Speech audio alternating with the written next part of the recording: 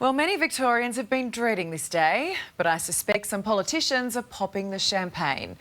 Tomorrow, radio veteran Neil Mitchell will switch off the mic after 34 years at 3AW. For decades, he's been the voice of the people, fiercely holding leaders to account. He's even been blacklisted by a bunch of them. But those soft pollies, as he calls them, shouldn't rest easy just yet. Until noon, you're listening to Neil Mitchell. Hello. What the hell are you doing here? What am I doing here? Well, you know when a current affair does a walk-in, mate, it's never good. Neil Mitchell, radio titan, hanging up his mic after more than 30 years. No mucking around, straight to the point. I am stepping down from the morning program on 3AW. Just don't mention the R word. Neil, I can't believe you're retiring. I'm not.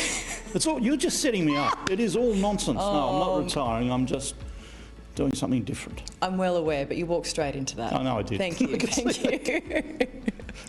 How are you feeling about it, though? Good. I'm really looking forward to it. It'll be an interesting change. I'm going to miss stepping away, obviously, but the time's right. You've got the same level of energy that you had when you started day one on this job, I swear. Not when I got off air, I have.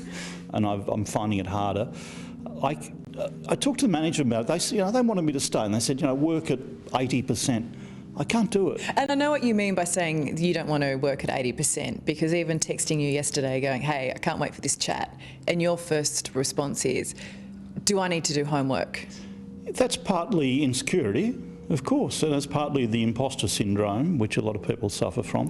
See, it's interesting listening to you say that, because what I read about you is you were earmarked for greatness as a cadet when you were working for The Age. I always wanted to be a journalist from about age 14. Always, and here I was I couldn't believe it, and I loved it. But not for a moment did I think that I would end up doing something such as I have, editing a newspaper, doing this. You have a reputation for being fair, decent, honest, and sometimes a bit grumpy. I was kind of wondering where the but was. Yeah, I do get a bit grumpy at times. I'd hate to work for me. I'm grumpy with staff in particular. Is there a favourite on-air moment? There were dodgy speed cameras on the Western Ring Road, and we were sure they were dodgy speed cameras. And the police were telling me, no, they're fine. The government were telling me, no. The Age even read an editorial saying what an idiot I was. We proved the point. We got back $26 million for 165,000 motorists. That was a favourite moment. How nice is it when you're right? It doesn't happen all the time. But that was satisfying. There have been a lot of others. Little Tyler Fishlock was the little boy who was about to lose his second eye, and we got some footballers out to play kick with him as a memory. Tyler came in to see me not long after he'd lost the eye, and he was about this big, a dynamo. That kid was inspirational. He's had photos and he's had a kick, and it's just been wonderful. Fantastic, Neil. I don't know how to thank you. So. Look, that's the least we can do. So what's so special about him? He just cops whatever's thrown at him and keeps going. Just goes on. Tyler Fishlock, who lost his sight to cancer with his mum, Georgette. Now all grown up, and in true A Current Affair fashion, we had a bit of a surprise for Neil. People like, oh, hang on, what's on? They set me up again. How are you? Good to see you. Good to see you. G'day, mate. Yeah. The Count. How are you? Yeah, I'm not bad. How are you? I'm great. Hey, Georgette, can I ask, what do you think of this man? Amazing human being.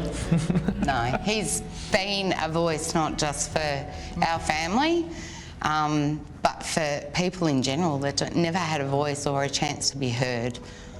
Because people like you, Neil. Yeah. Well, he's been in your life since Tyler was 3, right? Yep. I still remember that day, that radio commissary, where you said, don't, Mum, don't cry. I remember that. That's a day that, obviously it was the worst day of our life, because it was the last day we knew he had vision. And thanks to Neil, it gave him memories to go into theatre with. But that's one conversation I will never, ever forget. Neither will I. Why is he so special, Tyler? No, well, I suppose he's special because he's the kind of person that this world needs more of. If I look at people that I wish I could have interviewed over the years, I think Nelson Mandela would have been top of that list. You actually got to interview him. Yeah, it was special. Are these young people, is that your inspiration now? Well, every human being, young or old, is an inspiration. I was terrified. It was in front of a live audience, it was televised live. He was so professional, so kind, so generous, and that aura, that aura is true about Nelson Mandela. It was magnificent. You have, over the years, covered some of those big events. In your very early days, 1987, you just started your radio career, the Queen Street Massacre. And to broadcast live when there were virtually no mobile phones, what was that like? Very early on, it stressed to me the importance of radio. And it came to me, the shooter had actually killed these people and then jumped off the roof. We didn't know that. We thought he was active in the city. Mass shooting in the streets of Melbourne. And I remember talking to a couple of people who were in the building where he'd been shooting, hiding under their desks, talking to me, got the phone down there talking to me. There were a couple of incidents like that. I remember the Black Saturday fires and the people trapped in Kinglake. It was a Saturday night, we'd come on, we're on air, and we knew it was awful. And there were people screaming down the line, what do we do? Where do we go? How do we handle it? Once again, the importance of radio and the weight of that, some of those people probably didn't survive, and they were screaming down the phone at me for help, and I couldn't do anything. I tried, but what could you do? All of the neighbours' homes have all gone. How many houses have you lost up there, do you know? That'd be 1, 2, 3 that I'd know of. Good God. Well, look after yourself. Thanks, mate.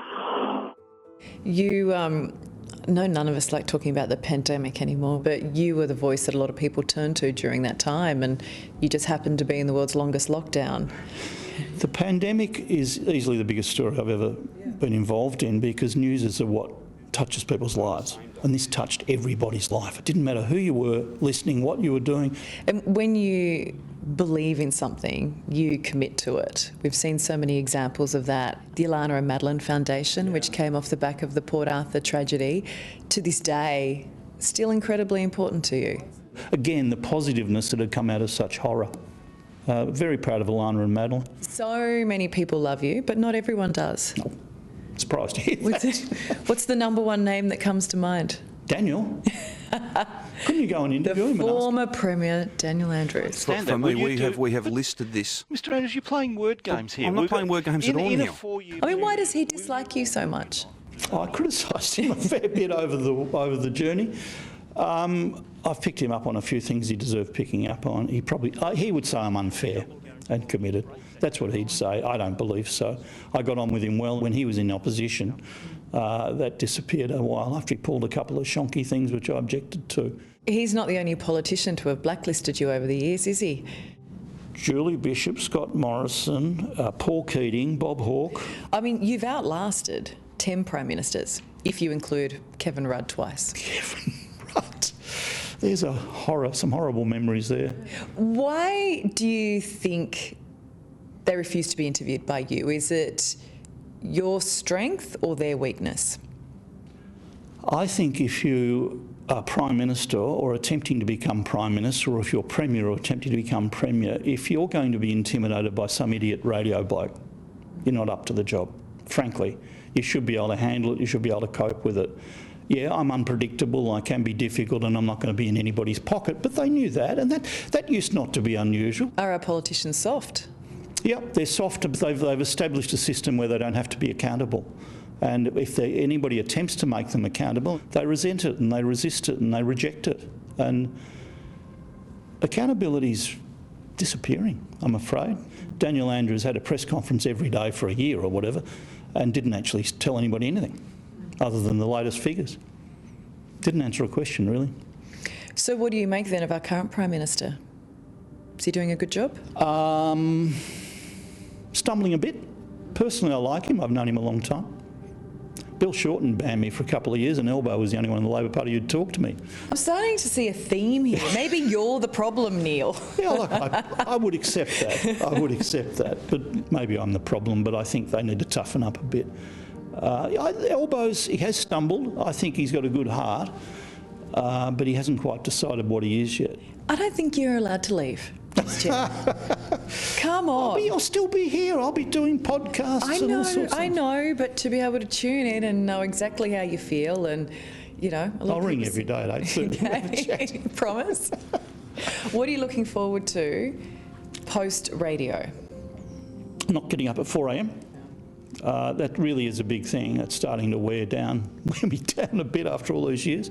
Spending time on stories and interviews that I want to spend time on. Well, I mean, you've given so much to your audience over the past more than 3 decades. You're going to be missed. It's just not going to be the same, Neil. It's not you. Carly. Oh, sorry. I'm just so emotional. Thank you for everything you've done for us, Neil. I really appreciate it. They've given a lot to me. And again, I don't mean to sound twee, but they have given a hell of a lot of satisfaction, enjoyment to me, and trust. You know, there are people who actually trust me in the world. That's rare.